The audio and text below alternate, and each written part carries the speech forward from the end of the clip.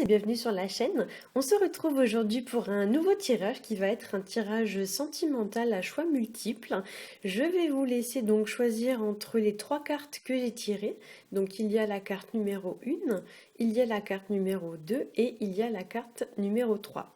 Donc je vous laisse quelques instants pour choisir votre carte. Et on va commencer avec la carte numéro 1 que j'ai tirée pour vous.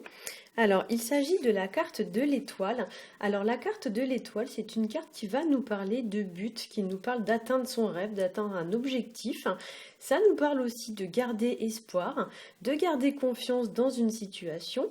Elle nous parle aussi de bonté, de générosité. Parfois même, c'est une générosité qui est un petit peu excessive, c'est-à-dire que peut-être pour certains, vous avez l'habitude de donner plus que ce que vous ne recevez, ce qui n'est pas forcément une très bonne chose.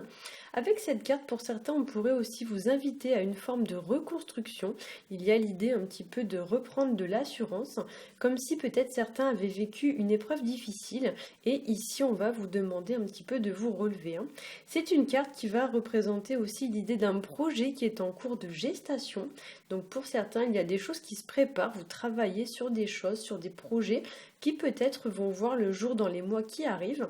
Et l'étoile, c'est également une carte qui va nous parler de retrouver sa sérénité, mais également de récolter le fruit de ses efforts et de savoir saisir les opportunités qui s'offrent à nous.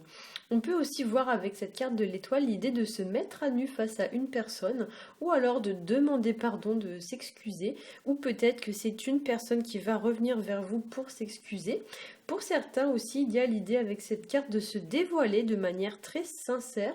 Et pour certains aussi, cette carte va représenter l'idée de ne pas s'investir en pure perte. C'est-à-dire que si vous voyez que la situation ne porte pas ses fruits, ça sert à rien de faire des efforts inutiles. À un moment donné, il faut savoir stopper les efforts. C'est aussi une carte qui va nous parler d'avoir beaucoup d'humilité, de retrouver un comportement très humble.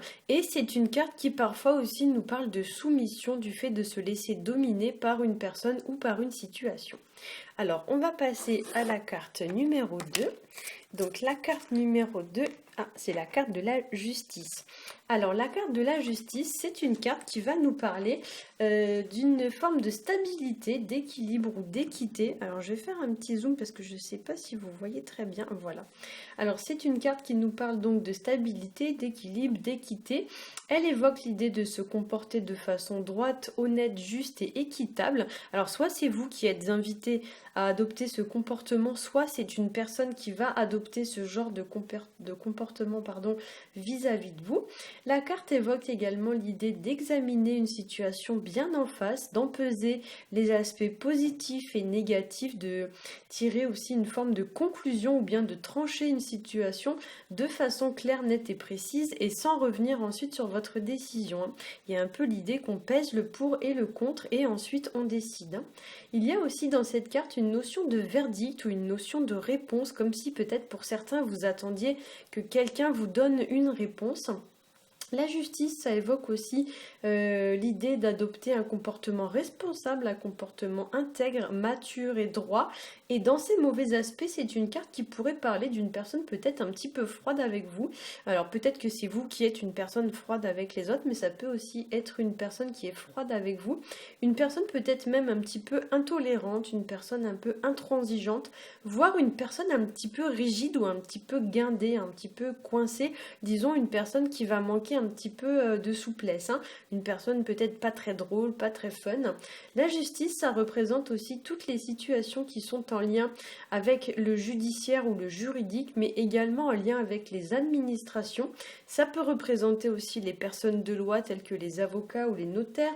La justice, ça peut représenter aussi tout ce qui va être lié à la morale et à l'honneur d'une personne, au comportement respectueux d'une personne, tout ce qui est aussi de l'ordre du respect et du respect des règles ou des lois.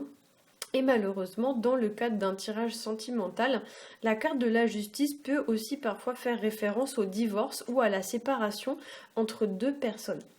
Alors, on va passer donc à la troisième carte. Hop. J'ai tiré pour vous la carte de l'empereur. Elle veut pas tenir. Bah décidément, voilà.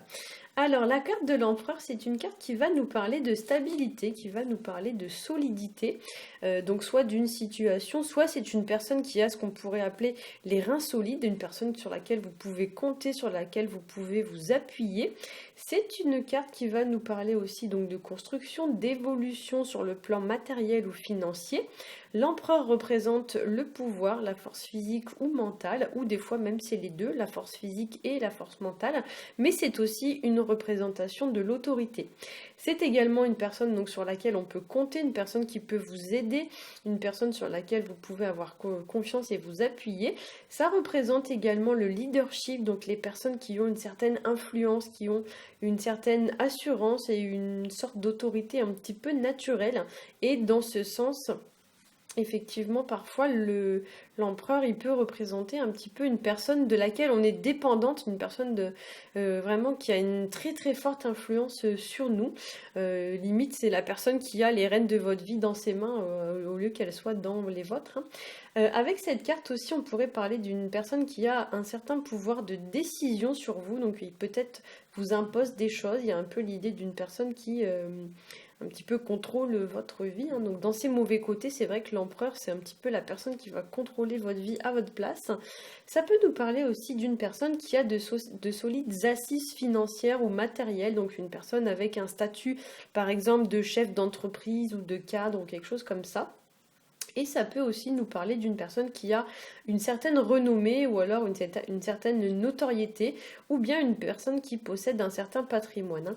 Dans ces mauvais aspects, l'empereur, ça va représenter une autorité un peu excessive, donc c'est un petit peu le tyran, le bourreau, hein, celui qui vous prend un petit peu de haut et puis qui vous rabaisse, celui qui un petit peu vous impose ses moindres exigences.